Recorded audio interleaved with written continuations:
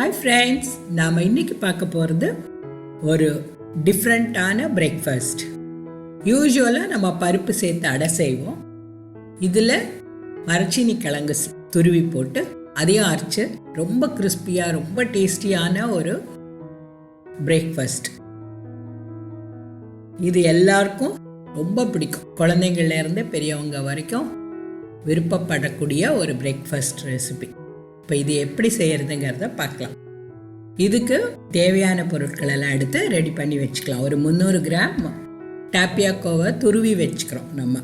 ஆனால் முதலையே வச்சுக்கக்கூடாது. அரிசியெல்லாம் ஊறி அதுக்கு அரைக்கிற சமயத்தில் துருவி வச்சுக்கணும், இல்லைன்னா கருத்துடும். ஸோ அதை தண்ணியில் போட்டு வச்சுக்கலாம் வேணும்னா.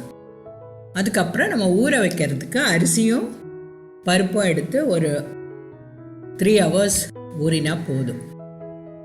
1 கப் அரிசியை நல்லா அலசி எடுத்து வச்சுட்டு 2-3 தடவை தண்ணி விட்டு அலசிட்டு ஃப்ரெஷ் வாட்டர் சேர்த்து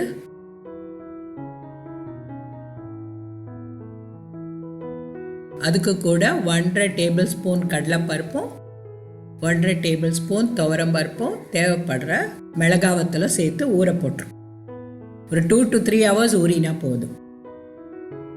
ஸோ இந்த ஊறினதை நம்ம மிக்சியில் போட்டு அரைக்க போகிறோம்.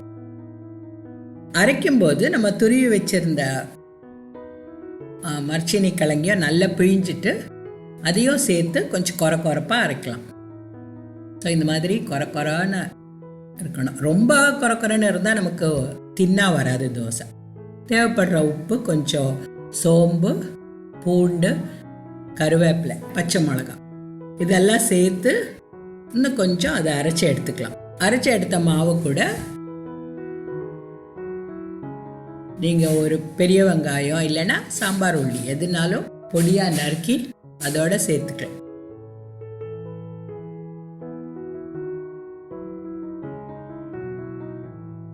உங்களுக்கு கன்சிஸ்டன்சி வர்ற அளவுக்கு அந்த மிக்ஸி அலசின தண்ணி தேவைப்படுற தண்ணியும் சேர்த்து நல்லா மிக்ஸ் பண்ணிக்கலாம். இது ஃபர்மெண்ட் பண்ணணும்னு அவசியம் இல்லை. உடனே நம்ம அரைச்சிட்டு இந்த அடை சுடலாம். ஸோ கல்லை காய போட்டு அந்த எண்ணெயெல்லாம் எடுத்துட்டு ஒரு டிஷ்யூ வச்சு நல்லா தொடச்சாதான் நமக்கு அடை கொஞ்சம் தின்னாக வரும். ஸோ ஒரு 2 கரண்டி மாவு அதில் ஊற்றிட்டு ரொம்ப தின்னாக அப்படி பருத்தலாம்.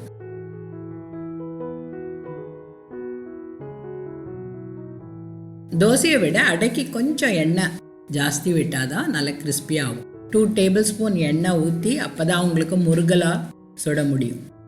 ஸோ சுற்றிலும் எண்ணெயை ஊற்றி கொஞ்சம் மிதமான தீயில நல்ல கிறிஸ்பியாக வேகிறது வரைக்கும் வேக வச்சு எடுக்கலாம். 2 பக்கமும் நல்லா திருப்பி போட்டு முருகலாக சுட்ட வைக்கலாம். தோசையை விட அடைக்கு கொஞ்சம் டைம் ஆகும். ஸோ இதே மாதிரி நீங்கள் எல்லா மாவையும் சுட்ட எடுத்துக்கலாம்.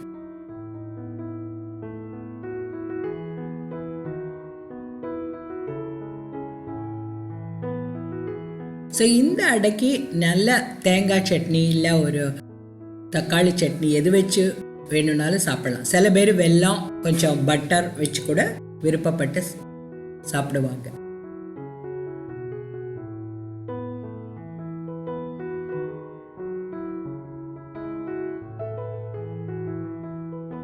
ஸோ இந்த சட்னி ரெசிபீஸோட லிங்க்கு நான் என்னோட டிஸ்கிரிப்ஷனில் கொடுத்துருக்கேன். நிறைய ஒரு 7 வகை சட்னி செய்திருக்கோம். எந்த சட்னி வேணும்னாலும் நீங்கள் இதுக்கு கூட செஞ்சு என்ஜாய் பண்ணலாம். ஸோ நீங்கள் டெஃபினட்டாக இந்த அடை செஞ்சு பார்த்துட்டு உங்கள் கமெண்ட்ஸ் எனக்கு எழுதுங்க. கமலூஸ் கிச்சனுக்கு சப்ஸ்கிரைப் பண்ணுங்கள். தேங்க்யூ.